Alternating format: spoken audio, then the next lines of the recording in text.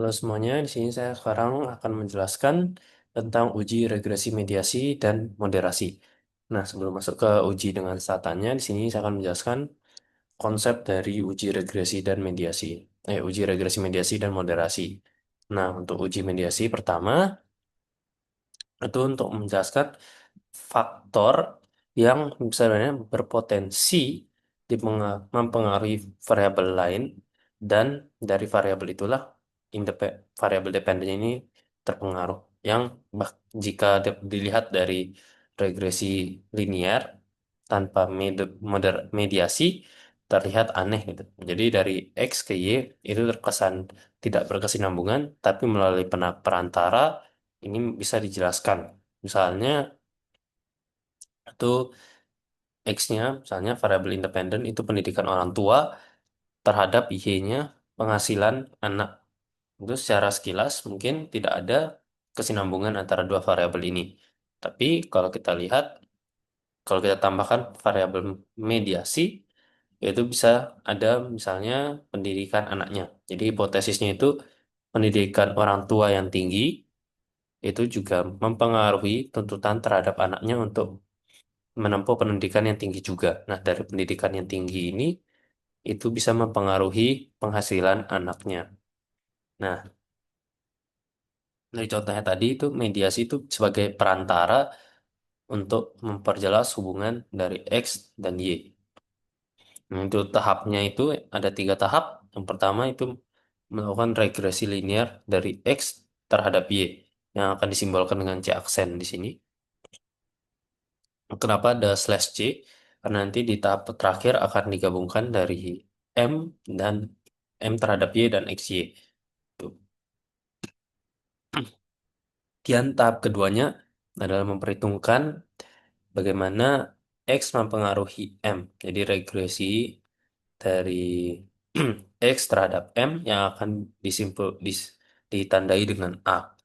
Kemudian tahap ketiga dan tahap terakhir itu bagaimana regresi dari M dan X terhadap Y.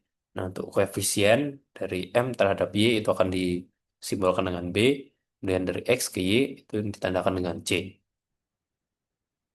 Nah, untuk konteks mediasi, variabel M dikatakan memediasi apabila A dan B-nya ini bernilai signifikan. Jadi koefisiennya memiliki p-value di bawah 0,05. Kenapa dua-duanya harus signifikan?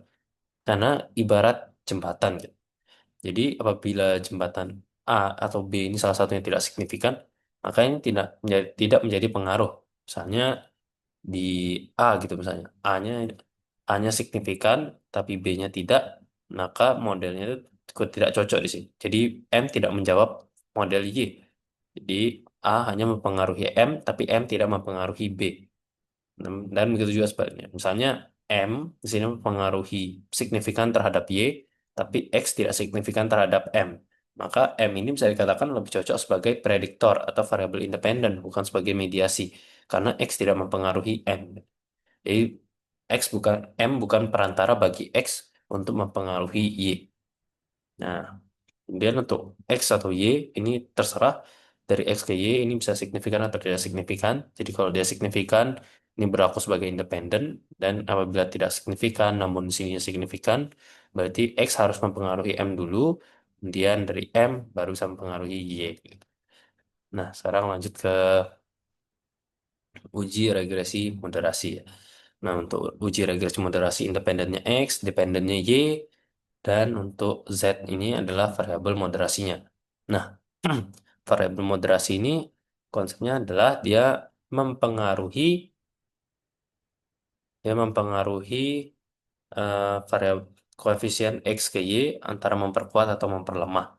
Jadi dengan asumsi bahwa variabel Z bersifat signifikan dan koefisiennya searah dengan X. Jadi misalnya dari X ke Y itu signifikan positif, positif signifikan.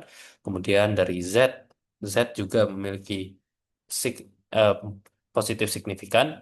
Maka Z ini akan memperkuat hubungan dari X ke Y. Tapi sebaliknya, gitu. Apabila X ini X kuat signifikan, sementara Z ini negatif signifikan, maka ini akan saling berlawanan dan Z akan memperlemah X. Nah, tapi hal sama juga berlaku untuk minus ya. Jadi apabila X-nya ini koefisiennya minus signifikan, Z juga minus signifikan, maka akan saling memperkuat juga. Jadi minusnya tambah kuat. Jadi tapi ya kalau dikebalik, ini minus, ini positif, jadi Z akan memperlemah. Jadi untuk modelnya itu saja penjelasan mengenai kerangka konsepnya dan masuk ke uji statanya. Nah, sebelum masuk ke uji statanya, di sini ada disclaimer sedikit bahwa model yang digunakan ini hasilnya tidak signifikan. Jadi tidak cukup baik untuk digunakan sebagai model dalam artikel ilmiah. Namun di sini tujuannya adalah memberikan ilustrasi cara mengoperasikan uji regresi linear, mediasi dan moderasi dengan stata dan interpretasi datanya. Jadi untuk hasilnya murni, secara murni hasil, jangan tolong tidak diperhatikan cukup mendalam, gitu.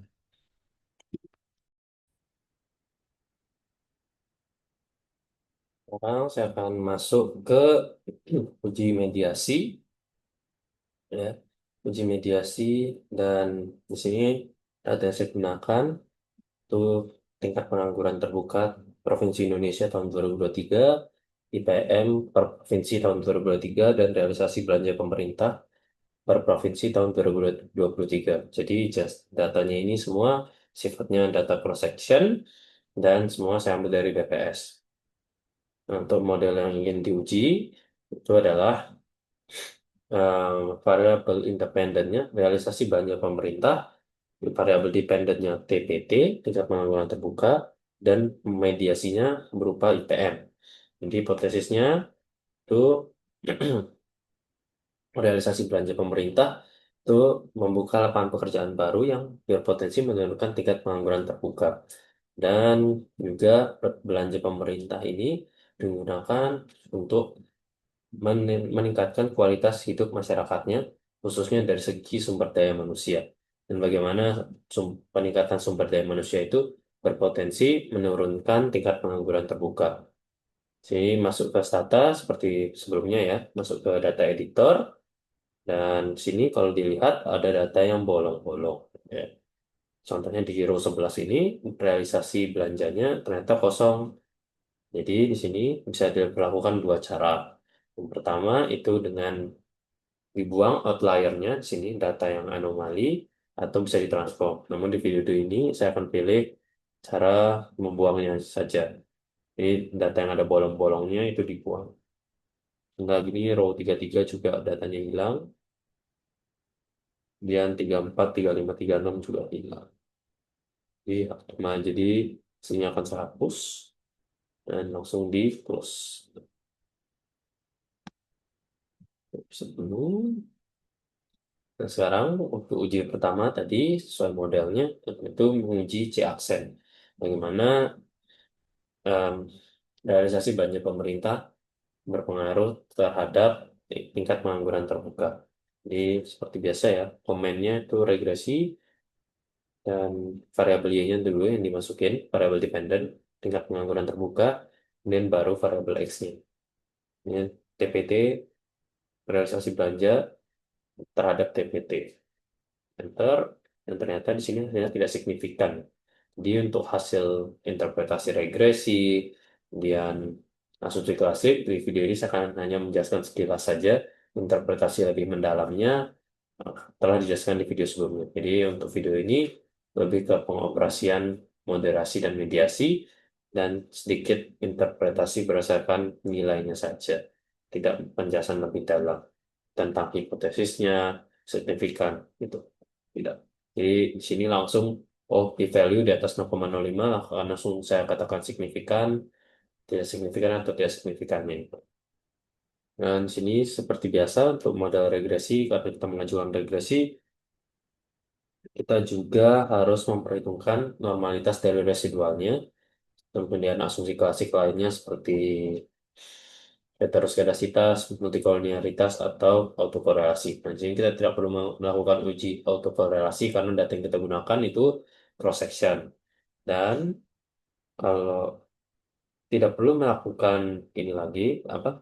Tidak perlu melakukan multikolinearitas karena model yang diajukan ini variabel independennya hanya satu. Jadi untuk saat ini belum memerlukan uji multikolinearitas. Sini mulai dari uji normalitas residualnya seperti biasa, predik residual, R, dan kita langsung masuk ke uji normalitas yang akan saya gunakan di sini ada squamous kurtosis. Langsung saja SK-test trace dan ternyata distribusinya normal, distribusi residualnya normal karena p-value-nya di atas 0,05. Lanjut ke tes heteroskedasitas, langsung saja head test.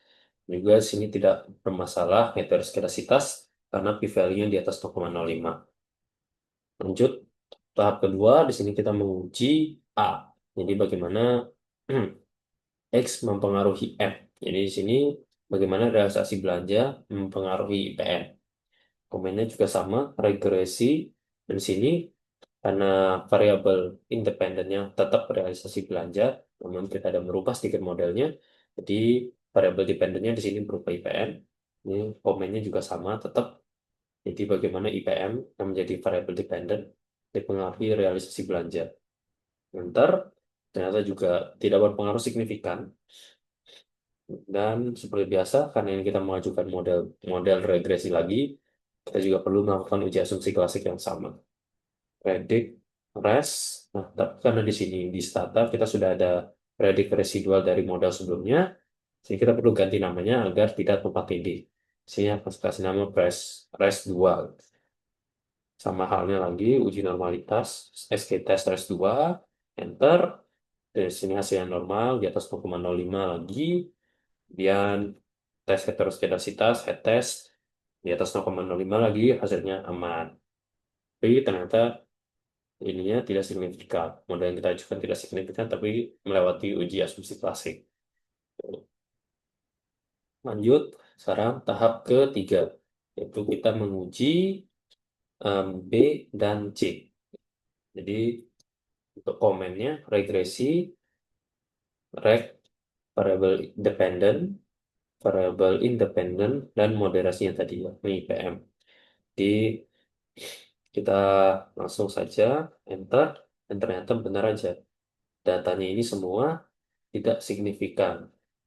Dan sama lagi, ini kita lanjut model baru lagi, dan kita langsung predict res paling 3, SK test, res 3, dan hasilnya aman juga, distribusinya normal, tes tidak tidak bermasalah heteroskedasitas, dan sekarang kita perlu uji multikolinearitas, karena dalam modelnya ini kita menginput dua jenis variabel. Jadi kita juga perlu menguji multikolinearitas, langsung saja di input VIM. Dan ternyata tidak bermasalah juga.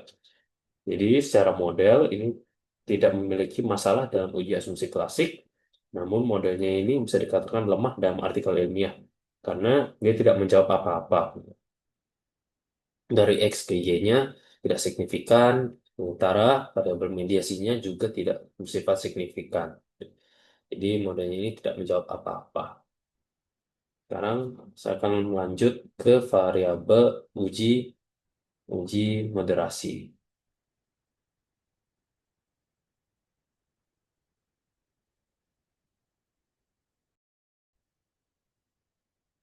Sekarang masuk ke uji moderasi. Sini variabelnya sama juga dan model yang diajukan relatif mirip ya. Jadi pertama itu bagaimana realisasi belanja pemerintah ini digunakan dan diinvestasikan untuk membuka lapangan pekerjaan dan menurunkan tingkat pengangguran terbuka. Dan variabel moderasinya di sini adalah indeks pembangunan manusianya. Nah, bagaimana kualitas SDM ini mempengaruhi efektivitas dan efisiensi dari realisasi belanja pemerintah. Jadi, setelah dibelanjakan, apakah mampu dimanfaatkan oleh masyarakatnya itu sendiri. Sini kita untuk regresi moderasi, kita mulai dari uji X terhadap Y terlebih dahulu sama ya. Jadi bagaimana TPT ini dipengaruhi oleh realisasi belanja. Sama di sini hasilnya sesuai juga tadi. tidak signifikan. Bisa dilihat sini tidak signifikan. Dan sebelum lebih lanjut, di sini kalau kita sadari tadi, ini juga ada cara menarik, itu bagaimana mengtransform data yang terlalu besar. Kalau kita lihat di sini, TPT itu dalam persen. IPM sifatnya nilainya indeks, sementara realisasi belanja dinyatakan dalam miliaran rupiah. Jadi secara koefisien, kalau kita lihat di sini juga pangkatnya sangat besar. Jadi kita perlu mengtransform Y-nya ini. Ya, ladder, jadi untuk menguji gitu, bagaimana supaya kita bisa memastikan hasil dari transform kita bagus, tekan ladder, klik ladder, kemudian variabel yang ini ditransform. Gitu. Ladder, sini muncul informasinya, dan di sini saya akan ambil square root saja, atau in log. Ya. Jadi untuk memperkecil hasilnya dari variabel Y kita tadi. Digen log, ups, sini juga jangan lupa dan nama variabelnya. Jadi di sini akan saya beri nama Y. Jadi buat variabel Y yang merupakan formula seperti ini. Jadi mirip Excel. Kalau kita lihat masuk ke data editor, muncul data Y yang nilainya sangat kecil, 1, padahal di sini sampai dari miliaran. Setelah ditransform jadi 1, dan kita lanjut lagi, coba misalnya kita ulang ya. Regresi Y, dapat realisasi belanja. Dan ternyata hasilnya juga tidak banyak berubah ya. Tetap tidak signifikan, namun proporsinya berubah. Angka-angkanya berubah, tapi hipotesis besarnya tidak berubah. Tetap tidak signifikan. Ya. Dan kemudian di sini saat kita mengajukan model lagi ya, tetap seperti biasa, uji asumsi klasik, normalitas residual, t-test, gitu ya. T-test, res, dan distribusinya normal, kemudian uji heteroskedasitas. Karena di sini variabelnya cuma satu, kita tidak perlu uji multikolinearitas. Ini probability over G-nya atau p-value-nya juga di atas 0,05, jadi tidak mengalami masalah heteroskedasitas. Dan kita bisa lanjut ke tahap keduanya, yaitu kita menguji dua variabel independen. Jadi untuk sementara kita memperlakukan variabel moderasi kita sebagai variabel independen.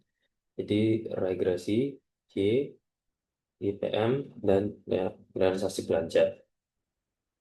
Ternyata hasilnya juga sama, tidak ada hipotesis yang signifikan.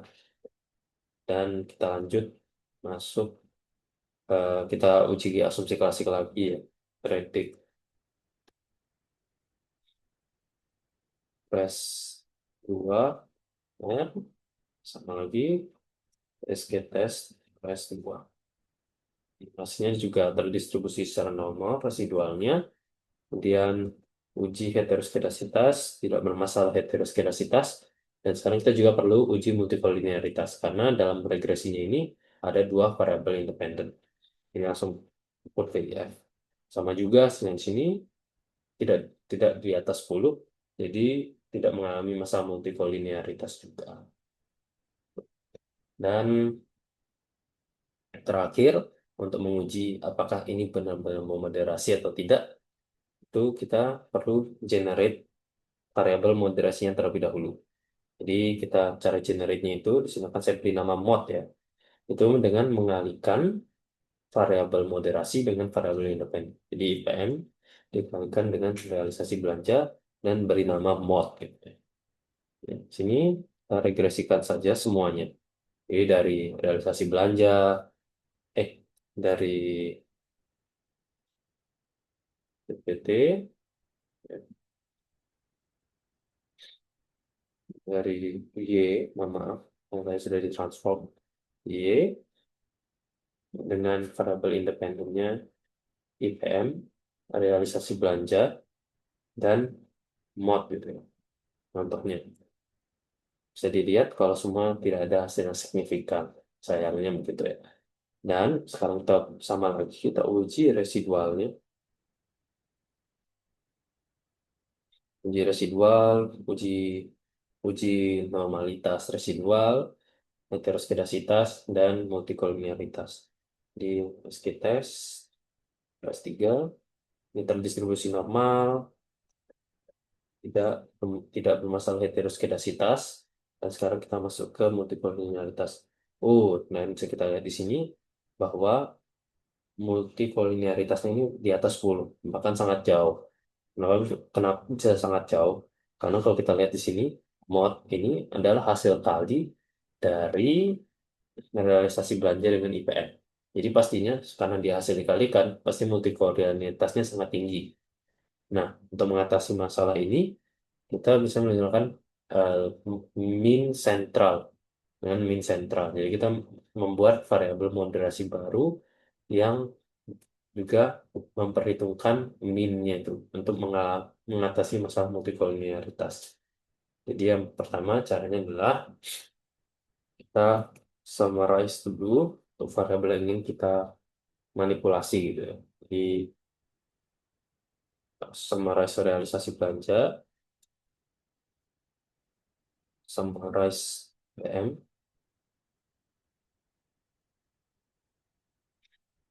kemudian di sini kita bisa generate dulu ya. Generate um, central. Di sini karena ini nama metodenya min central, saya akan kasih nama min central gen x saja. Gen x, jadi karena x-nya di sini realisasi belanja dikurangi r dalam kurung min, kurung min. Dan sama juga untuk moderasinya juga kita set min sentralkan gen sen m untuk moderasi. Jadi IPM dikurangi R min.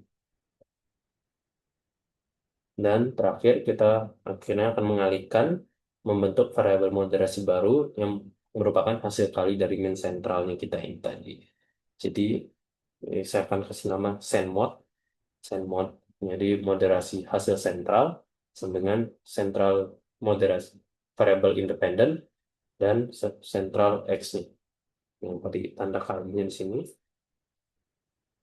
Dan sekarang kita uji full ya. Bagaimana TPT, FY, gitu ya, karena ini pakai data yang dari transform, IPM, dan realisasi belanja, terus yang terakhir itu moderasinya. Dan di sini kalau kita lihat, hasilnya ternyata tidak ada yang signifikan semua. Dan sekarang kita uji asumsi klasiknya, apakah aman atau tidak. Predik, rs 4, SQ test, rs 4, SQ test, rs 4. Distribusinya masih normal, dan permasalahan heteroskedasitas juga. Dan sekarang kunci utamanya yaitu VIF. Dan bisa kita lihat di sini, setelah kita menggunakan metode mean central, itu VIF-nya tidak ada di bawah 10. Jadi tidak mengalami masalah multikoliniaritas. Jadi cara untuk mengatasi multikoliniaritas yang tadi ini itu dengan menggunakan metode mean central. Bisa salah satunya dengan metode mean central. Ya. Nah, ini untuk penjelasan eksekusi statanya. Dan sekarang setelahnya saya akan masuk ke penjelasan lebih lanjut mengenai interpretasi data dari stata tadi, khususnya untuk bagian moderasi, karena dalam moderasi ini juga ada potensi potensi variabel independennya. Sekarang kita terakhir ya untuk bagian kesimpulannya dari tadi, terutama dari sisi uji regresi linear mediasi, itu ternyata modelnya sangat tidak baik ya, karena di hmm, X tidak mampu menjelaskan Y dan tidak tidak memediasi faktor M-nya juga. Jadi tidak ada faktor yang signifikan sama sekali dalam modelnya itu. Dan di sini untuk bagian moderasinya itu ada sedikit teori tambahan tentang bagaimana signifikansinya ini. Dalam model regresi final di uji regresi moderasi, di situ ada tiga variabel yang digunakan. Yang pertama kan tadi ada variabel independennya, tadi bentuknya itu adalah regresi Y, Y dari variabel X independen, kemudian variabel moderasinya, dan hasil generationnya tadi yang gen sen mod itu. Nah, di sini kita perlu mengamati dua, dua koefisien untuk menentukan apakah variabel yang kita gunakan ini bersifat moderasi atau tidak. Ya, jadi variabel yang kita perlukan tadi amati adalah yang sesuai namanya tadi adalah variabel IPM dan IPM dan senmod. Nah, untuk senmod ini bisa dikatakan sebagai B3 karena hasil itu yang disebut variabel moderasi. Kemudian di sini untuk B2 itu adalah variabel untuk variabel untuk si IPM. Nah, kalau kita amati tadi semua koefisiennya itu tidak signifikan. Sayangnya semuanya tidak signifikan. Jadi termasuk dalam homologizer moderator atau moderator yang potensial. Jadi dia tidak bersifat memoderasi dan tidak bisa berlaku sebagai variabel independen. Contohnya di sini konteks lainnya ya, untuk teori, untuk tambahan teori saja. Di sini pure moderator itu moderator murni. Jadi dalam input model regresinya tadi sebagai variabel independen, dia kan masuk sebagai variabel independen juga. Nah, namun dalam variabel independen dia tidak signifikan, sementara dalam moderasi jadi sen untuk namanya tadi sen mod, misalnya itu dia bersifat signifikan, maka dia dikatakan sebagai moderator murni. Kemudian untuk quasi moderator ini dia berpengaruh sebagai keduanya. Jadi dia bisa sebagai variabel independen dan variabel moderasi. Kemudian untuk prediktor, di sini justru kebalikan dari peer moderator. Dia tidak memoderasi dan justru lebih berperan sebagai variabel independen. Karena variabel independennya tadi dalam ujinya ternyata misalkan IPM-nya itu bernilai signifikan, sementara SEN mod-nya itu tidak signifikan, maka dikatakan sebagai prediktor. Jadi untuk peer moderator tadi, apabila IPM-nya itu tidak signifikan, IPM-nya tidak signifikan dan SEN mod-nya signifikan, dikatakan sebagai moderator murni.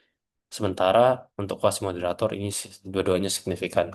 Namun dalam konteks model yang tadi saya gunakan, itu hom- masuk dalam homologizer moderator karena keduanya tidak signifikan. Nah, segitu saja untuk penjelasan video mengenai uji regresi linear, moderasi, dan mediasi. Apabila ada salah kata, saya mohon maaf. Terima kasih. Terima kasih telah menonton.